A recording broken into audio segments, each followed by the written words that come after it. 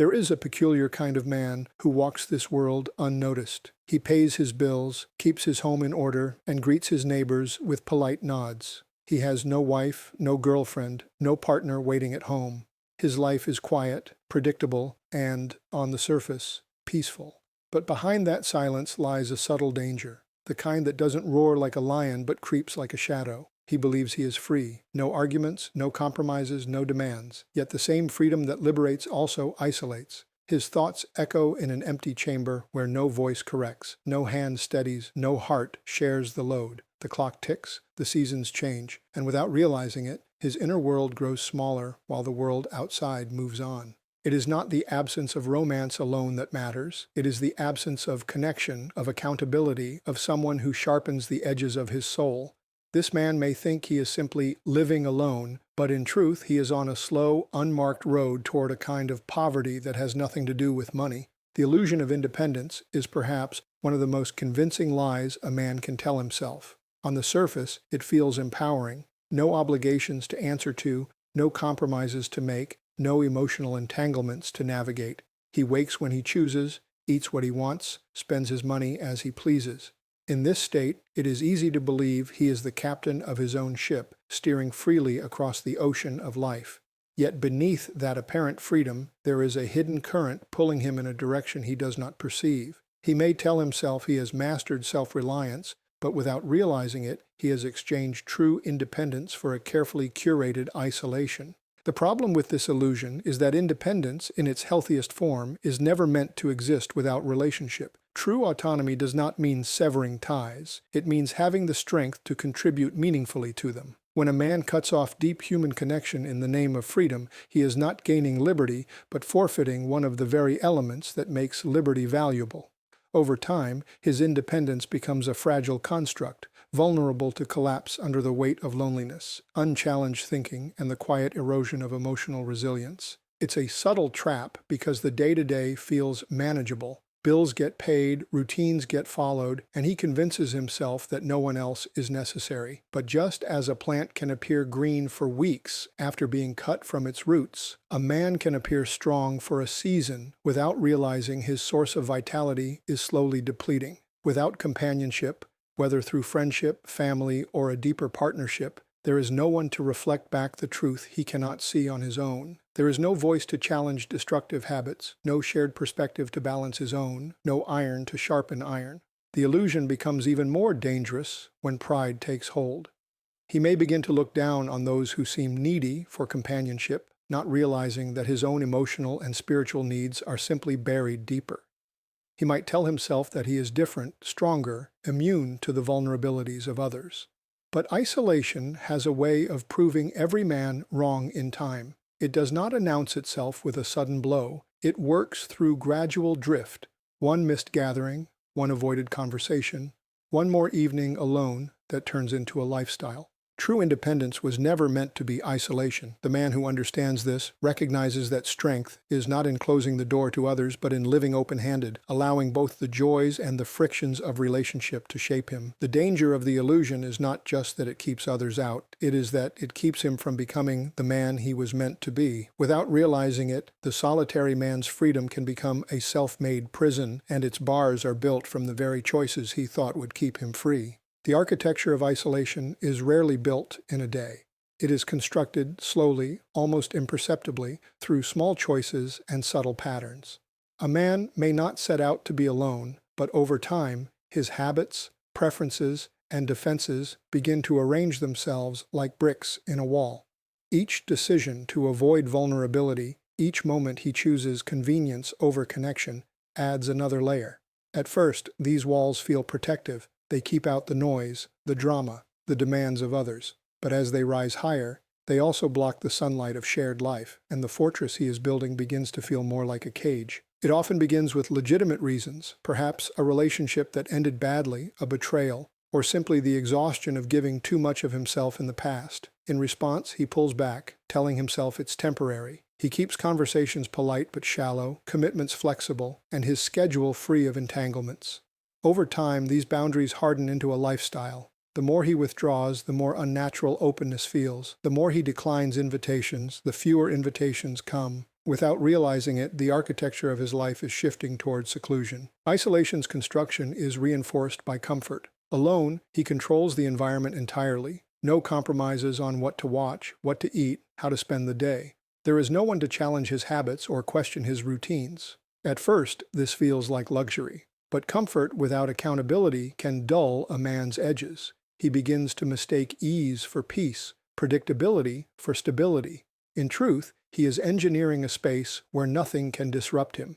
Yet disruption is often the very thing that keeps a man alive, growing, and sharp. One of the most dangerous aspects of this architecture is how self-reinforcing it becomes. The longer he lives within its walls, the more the outside world feels foreign, even threatening. Social interactions require effort, vulnerability feels risky. Letting someone close feels like dismantling part of the structure he's worked hard to build, and so the walls grow thicker. He may not even realize that the very thing he built for safety is now keeping him from the nourishment of real human connection. Isolation is not inherently wrong for a season.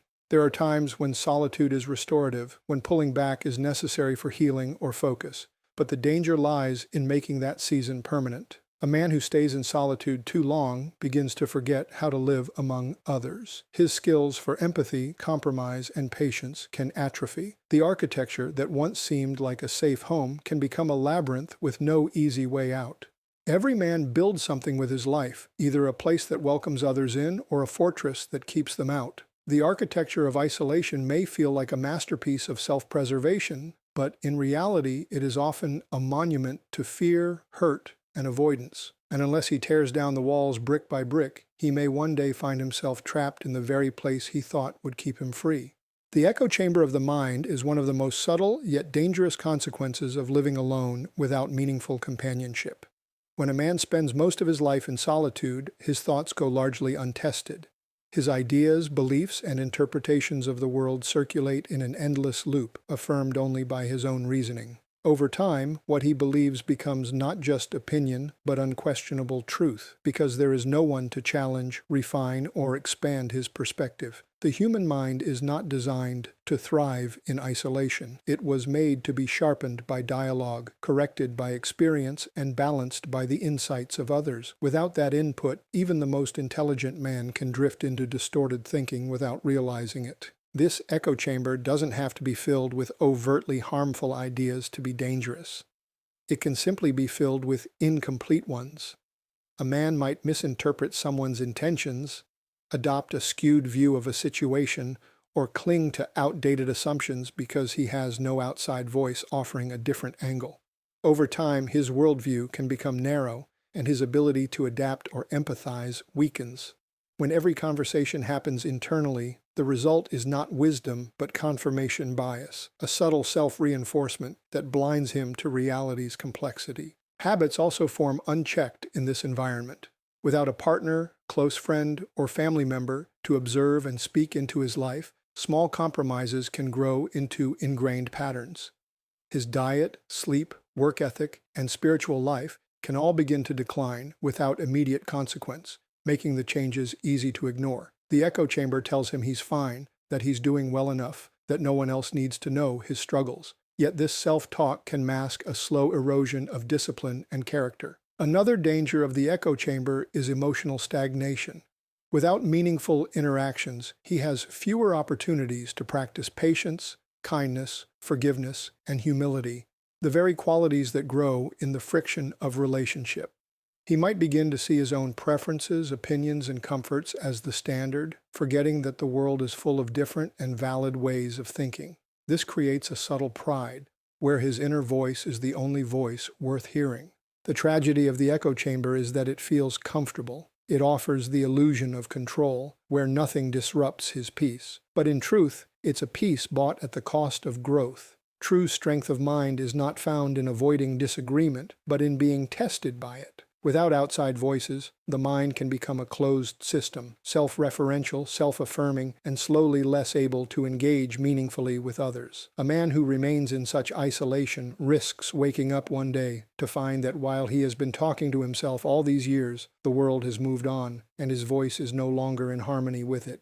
The erosion of purpose is a quiet process, rarely recognized until much of it has already taken place. For a man living alone without close companionship, life can gradually shift from being mission-driven to simply maintenance-driven. Without the daily push and pull of relational accountability, someone who asks about his goals, notices his efforts, or challenges his complacency, he can lose the sharp edge of intention. Purpose, like a muscle, needs resistance to stay strong, and when that resistance is gone, it can weaken without obvious signs at first. In the beginning, his routines may still feel purposeful. He wakes, works, handles his responsibilities, and fills his evenings with activities of his choosing. Yet over time, without shared vision or mutual commitments, his daily life can become a cycle of repetition rather than forward motion. The absence of another person who shares in his journey removes a powerful motivator, the desire to build something together, to be part of a greater story that requires him to show up at his best. Without that, even the most disciplined man can find himself operating on autopilot. Accountability is one of the primary safeguards against this erosion, and it is hard to replicate in isolation.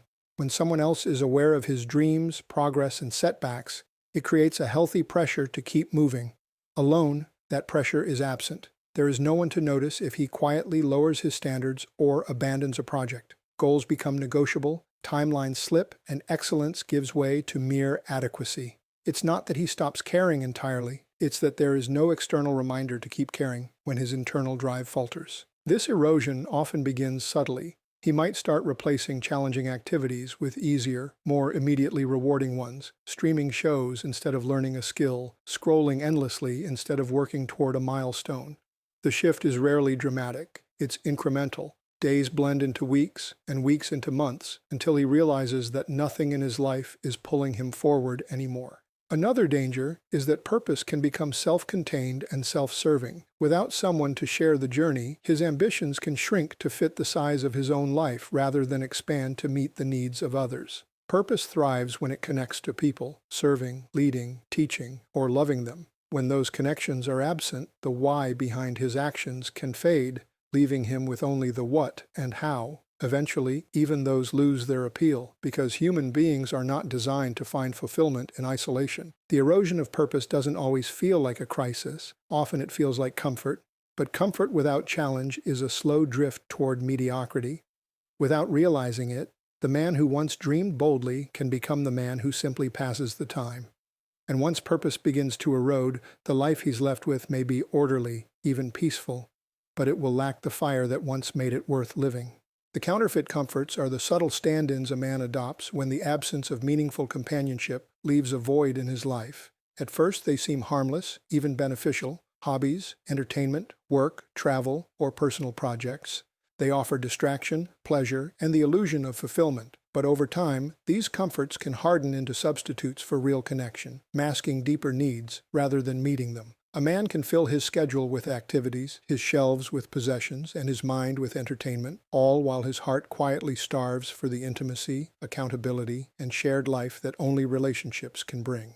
Work is one of the most common counterfeit comforts. It provides structure, goals, and a sense of achievement. A man can pour himself into his career, convincing himself that productivity equals purpose. Yet work, no matter how rewarding, cannot replace the nourishment of being known and loved for who he is rather than what he produces. When the office becomes his primary arena of meaning, the danger is that his identity becomes tied entirely to output, leaving him vulnerable when circumstances change. Retirement, layoffs, or shifts in the market can strip away the illusion in an instant. Entertainment is another subtle counterfeit.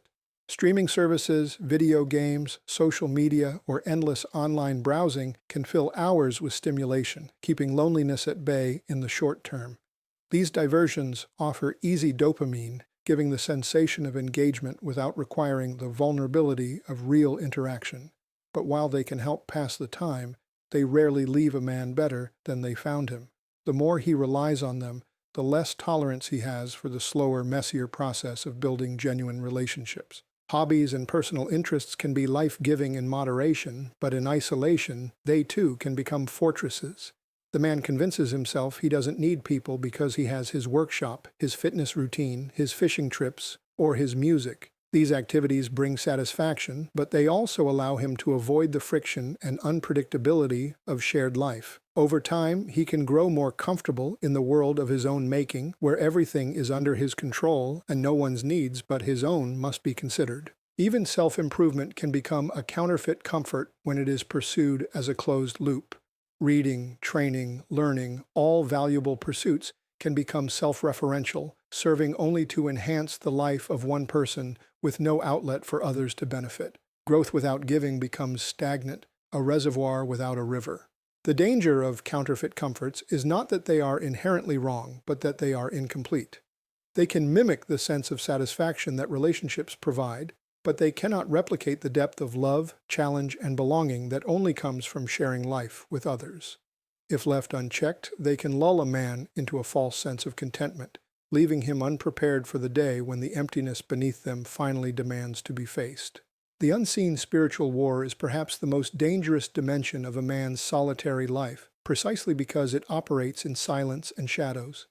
When a man lives without close companionship, he is often unaware of the vulnerability this creates in the realm of his inner battles. In relationships, there is accountability. Someone who notices changes in his attitude, questions his decisions, and calls him back when he drifts. Alone, those guardrails vanish, leaving him exposed to temptations, doubts, and compromises that can slip in unnoticed. The war is not fought on open battlefields, but in the private thoughts, secret habits, and quiet choices of daily life. In isolation, temptations can seem less dangerous because no one is there to witness them. He may rationalize small moral concessions because they have no immediate consequences, but spiritual decline is rarely dramatic. It is incremental. A little more indulgence here, a little less prayer there, and soon the heart grows dull to conviction. Without another voice to speak truth into his life, he can begin to reinterpret his values to fit his desires, all while believing he is still on solid ground. In spiritual warfare, isolation is a strategic advantage for the enemy.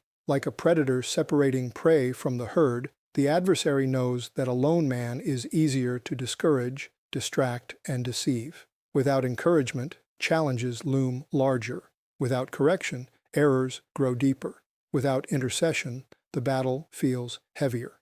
Scripture is clear that faith was designed to be lived in community, where believers strengthen one another and bear each other's burdens. Alone, a man bears all his burdens himself, and over time, that weight can bend his resolve. The unseen nature of this war makes it all the more treacherous. The solitary man may not even recognize he is under attack. His spiritual sharpness dulls gradually. His convictions loosen quietly. His hunger for God fades without fanfare. What remains is a man who appears outwardly steady but has lost much of his inner strength. This is why relationships are not merely emotional conveniences, but spiritual lifelines. Companionship provides watchfulness, prayer, encouragement, and correction, the very tools needed for this unseen battle. Without them, a man may win many visible victories in life, success, comfort, independence, yet lose the hidden war of the soul, and in the end, that is the battle that matters most. The call to community is not merely a social suggestion. It is a fundamental truth woven into the fabric of human design.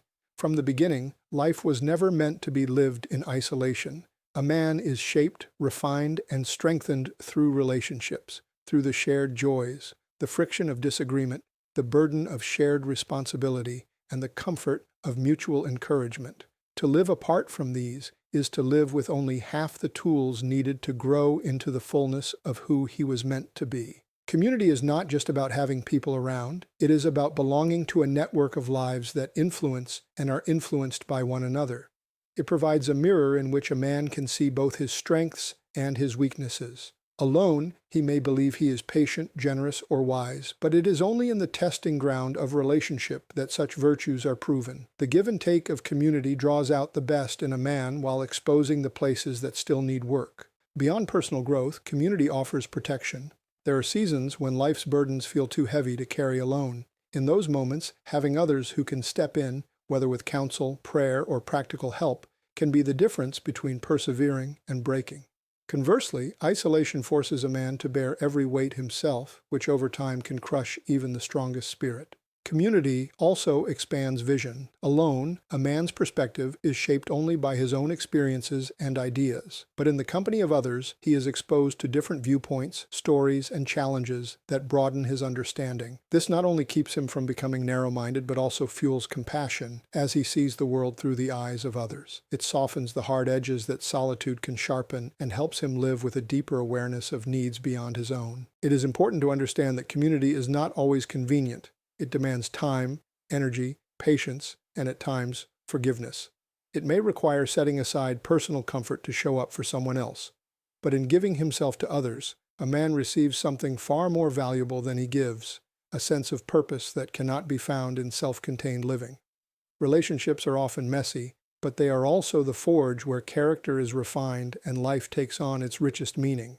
The call to community is a reminder that life's highest rewards are not measured in possessions, accomplishments, or personal freedoms, but in the depth of connections we build. For the man who lives alone, this call may feel distant, even uncomfortable, but it remains urgent.